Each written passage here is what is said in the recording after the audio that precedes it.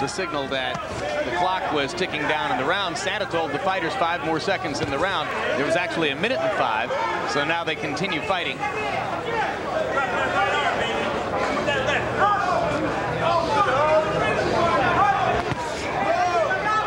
We can literally hear Pestriaev breathing from here at ringside.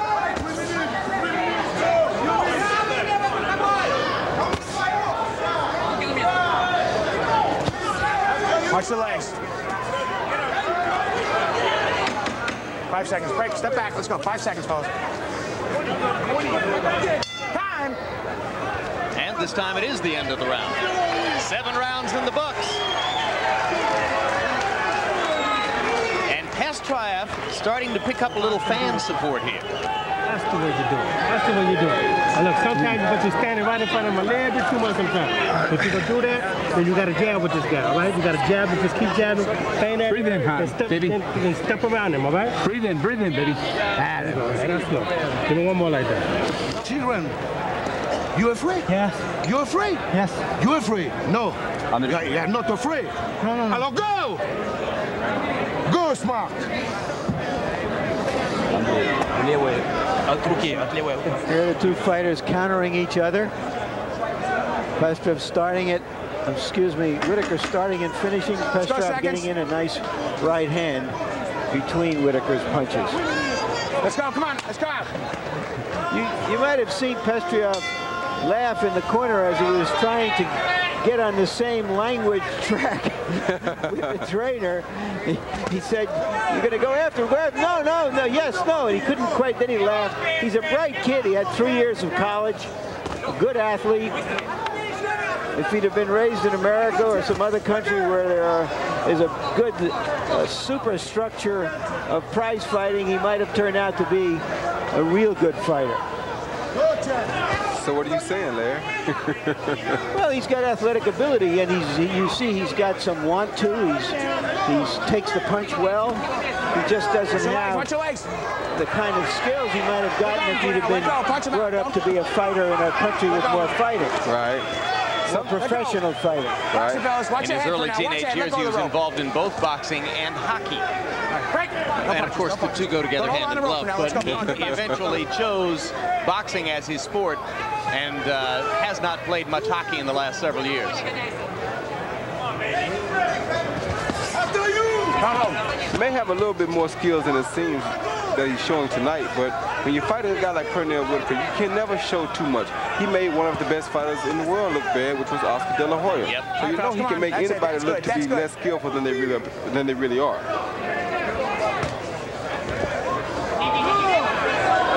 Sometimes including himself.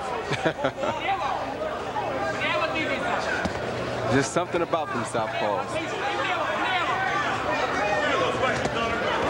Hard left hand lands over the top for Whitaker, but it's hunt and peck now for Pernell in the 8th round as he is reduced to trying to land 1 punch at a time against the awkward, dogged, gritty Andrei Pestriaev. No punches, all right, let's go.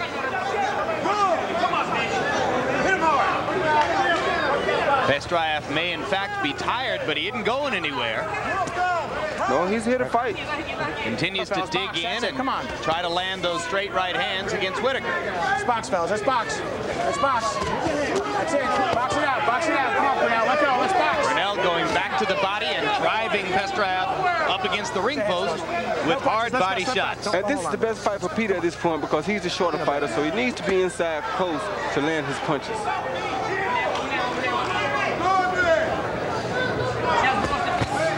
Unless he's going to counter like that.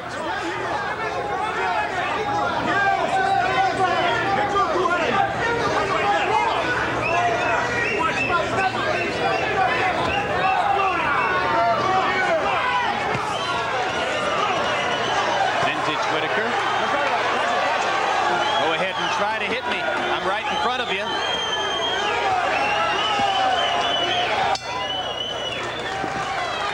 Two-thirds of the way to a full 12-round rout, and there is the fighting surfer, Jose Luis Lopez of Durango, Mexico.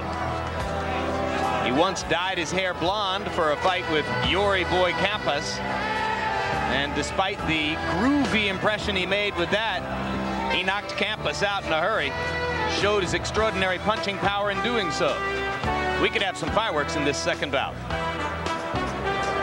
Larry? Here you get an overhead look at what happens when a conventional fighter and a southpaw fight. You can see these are not good dance partners sometimes as they step on each other's feet.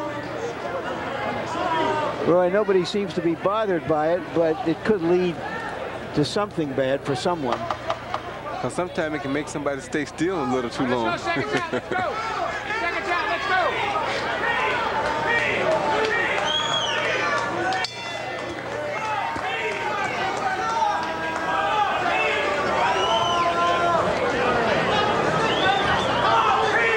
8 rounds by CompuBox numbers. Pernell Whitaker has landed twice as many punches as Andrei Pestriaev and thrown 100 more punches than has Pestriaev. But Pestriaev has raised his connect percentage from 10%, 11% the early rounds up to 19%. He's done a little better in the middle stages of the fight. The best thing for Pestriaev is to put punches together. Because he has the longer arms, he usually can reach Whitaker before Whitaker can reach him, just like that. Good 1-2 by Whitaker. Pestriaev backs up as Pernell comes in with more hard left hands. Whitaker starting the 8th round or the 9th round very aggressively. Whitaker's much too strong on the inside for Pestriaev. He's a shorter, more compact fighter. That's it, Phil. Inside is exactly where he wants to be. Let's go. Let go, Andrei. Let go. Let's go. Box those. Let go to... Left hand lands for Whitaker as they stood shoulder to shoulder and muscled for punching room. There haven't been too many occasions in his career when Pernell Whitaker could out-muscle a man at close range for punching room, but he can do it here. Watch your head, watch your head. Tissue is starting to swell around Pestriaev's eyes. Good job. As Whitaker continues to land the right hook, the jab, and an occasional left cross.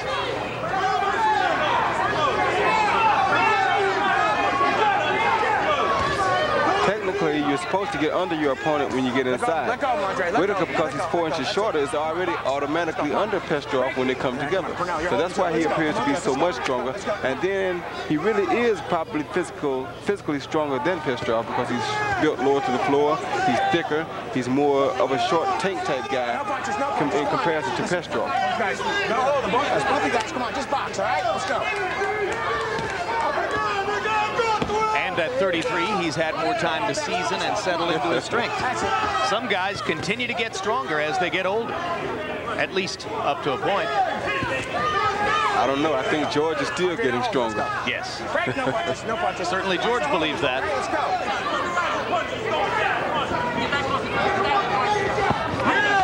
Let go, Pernell. Box him, Pernell. Box him. Let's go box those. That's it.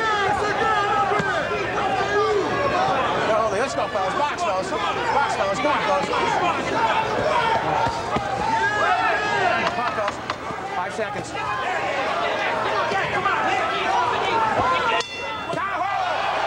That left hand by Whitaker, well after the bell. Luis Icarri's jumping into the ring to yell at Jim Santa. Both guys. And Santa takes over. Both guys.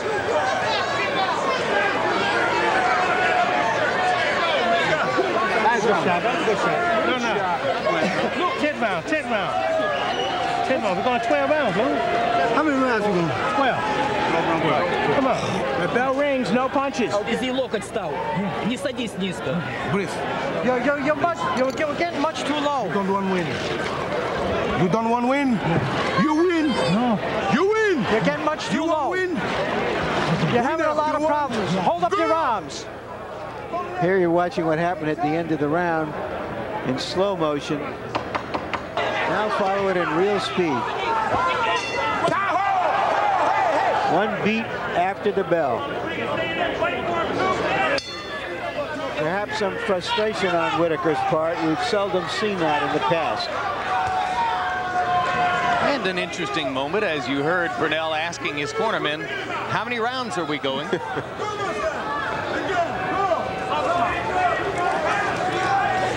is a 12-round bout, designated as such by the governing body that ranks Pestriaev #1 and Whitaker #2. Harold, how you got it through 10? Jim, 88-83. I mean through 9. 88-83, 7 rounds to 2. Pernell Sweet Pea with a commanding 5-point lead. Jim, let me tell you something. Pernell Whitaker had an open glove, an open right hand, and when that bell rang, you knew darn well if he was going to measure him with that right hand, he was going to cut the left hand loose, and that's exactly what he did. He cracked him with it. But you know what the judges are seeing? They're seeing Andrei Pestriaev grab. You see, he lands 3 punches and he grabs. The judges watch that. That's one of the things they look for, and that's why they give the rounds to Whitaker. Pernell's winning this one big.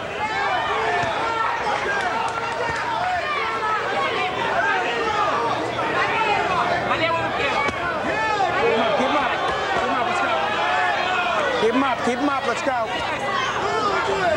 Something very rare we've seen tonight, he threw a body shot.